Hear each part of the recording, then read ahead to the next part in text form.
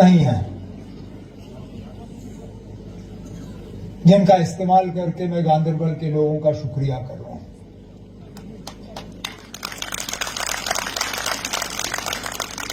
जिस दिन मैंने कागज भरे थे, मैंने आपसे एक ही गुजारिश की थी कि मेरी इज्जत रखना, कि मैं आपके खादिम के तौर पे आपकी खिदमत करना चाहता हूं, आपके लिए काम करना चाहता हूं। गांदरबल की तरक्की और गांदरबल के मुश्किलात कम होते हुए देखना चाहता हूं, लेकिन उसके लिए जरूरी था कि आप मुझे एक मौका दें। इस बात के बावजूद कि इलेक्शन कैंपेन के दौरान मैं सब जगह नहीं पहुंच पाया, मैं हर घर तक पहुंच नहीं पाया, मैं हर वोटर से मिल नहीं सका, लेकिन जब वोट गिने गए तो भारी अक्सरियत से गांदरबल के लोगों ने मुझे नुमाइंदे के तौर पर चुना।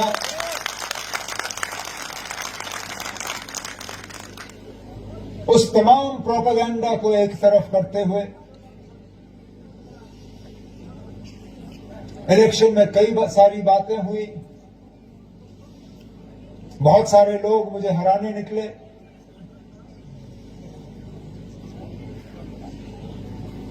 यहां तक कि कुछ लोग गांदरबल से बाहर भी लाए गए थे वोटों को तकसीम करने के लिए और मुझे नाकामयाब करने के लिए। लेकिन गांदरबल के लोगों ने मेरी वो बात कबूल की और मेरी इज्जत रखी, जिसके लिए मैं जिंदगी भर आपका शुक्रगुजार रहूंगा। वैसे तो शुक्रिया करने के लिए मुझे पहले आना चाहिए था, लेकिन मैं खाली हाथ आना नहीं चाहता था। मैं खाली हाथ आता तो आप कहते ना ये कौन सा वजीर आला है, ये हमारे लिए आया और कुछ साथ लाया नहीं। इसलिए मैंने थोड़ा सा आपको इंतजार कराया, लेकिन मैंने कहा कि शुरुआत ऐसी होनी चाहिए जिससे कि आपको पता लगे कि आपने मुझे यहां से कामयाब करके कोई गलती नहीं की, बल्कि इससे इंशाल्लाह गांदरबल को फायदा ही होगा।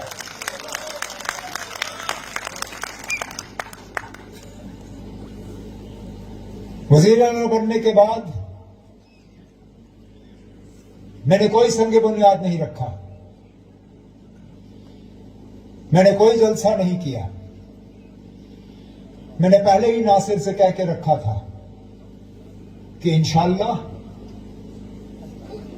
मेरे हाथों से पहला संग बुनियाद और मेरी पहली तकरीर अगर होगी तो अपनी कॉन्स्टिट्यूएंसी गांदरबल में होगी, फिर जाके कहीं और जाऊंगा। अब चलिए, आज पुल का संग बुनियाद लगा, परसों दोपहर को फिर वापस आऊंगा।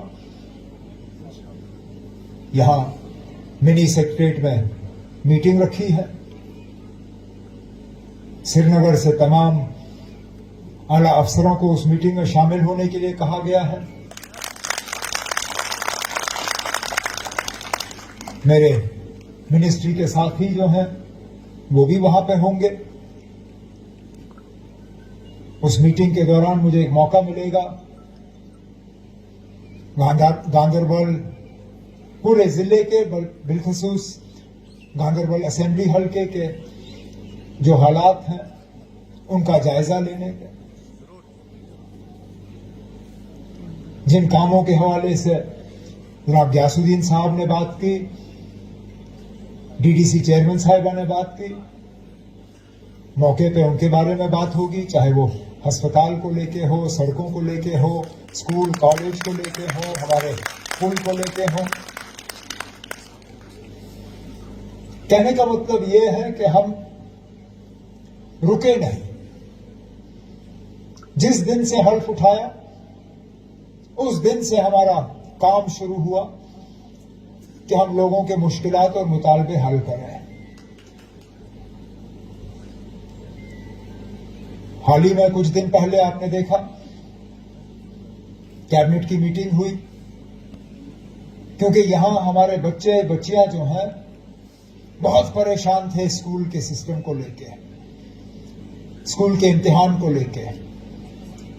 जो मार्च का सिस्टम था स्कूल के इम्तिहानों का, उसको लेके हमारे बच्चे बच्चियां उनके मां बाप परेशान थे।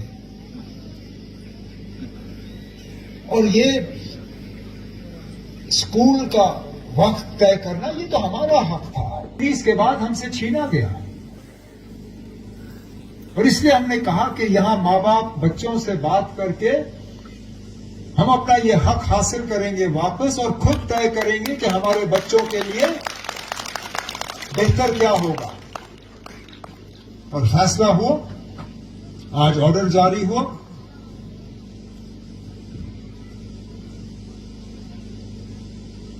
सिर्फ 10वीं 11वीं और 12वीं जमातों के लिए ऑर्डर अगले साल लागू होगा। बाकी बच्चों के इम्तिहान इसी साल खत्म होंगे, फिर सर्दियों में वो ट्यूशन वगैरह और अगले साल की तैयारी कर सकें। इसी तरह मैं इलेक्शन में बार बार आपसे कहता रहा कि इस असेंबली के जरिए हमने अपनी आवाज बुलंद करनी है। इस असेंबली के जरिए हमने पैगाम भेजना है कि जो हमारे साथ हुआ 5 अगस्त 2019 को, वो हमें काबिल कबूल नहीं है, कि वो हमारी इजाजत, हमारी मर्जी और हमारे मशवरे के बिना हुआ। अब जब पहले दिन उसका कहीं जिक्र नहीं हुआ, कुछ लोगों ने हमें ताने देने शुरू किए, भूल गए, धोखा दिया। अब हम धोखा देने वाले लोगों में से नहीं हैं। फर्क ये है कि हम कायदा कानून जानने वाले लोग हैं। हम जानते हैं किस तरह चीजों को असेंबली के जरिए लाया जाए, और हम चाहते थे कि असेंबली के जरिए ऐसी आवाज उठे जिसको मरकज भी नजरअंदाज ना कर सके। नहीं तो हम पहले दिन ऐसा रेजोल्यूशन लाते जिसको वो उठा के रद्दी की टोकरी में फेंक देते, फिर क्या फायदा होता। हम चाहते थे असेंबली से ऐसी आवाज आए जो मरकज को कल मजबूर करे हमसे बात करने के लिए, जो कल को मरकज नजरअंदाज ना कर सके। और वो आवाज आपकी कल असेंबली ने